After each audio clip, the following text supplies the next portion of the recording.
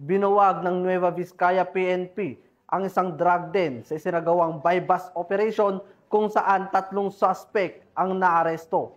Patrolwoman Richelle Ledesma sa report.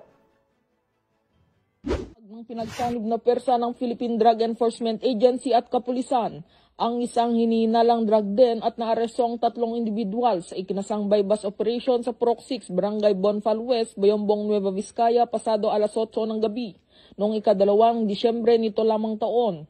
Sa operasyon na recover ng mga otoridad ang 15 hit seal na sachet na pinaniniwala ang shabu na may tinatayang bigat na 7 gramong nagkakahalaga ng 47,600 piso kasama ang iba't ibang drug paraphernalia at marked money.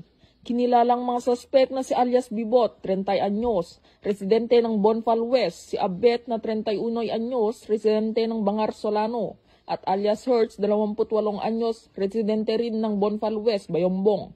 Ayon kay Regional Director Jill Cesario Picastro, patunay ang operasyon sa patuloy na commitment ng PIDEA na lipunin ang illegal na droga sa tulong ng interprovincial collaboration at intelligence-driven operations.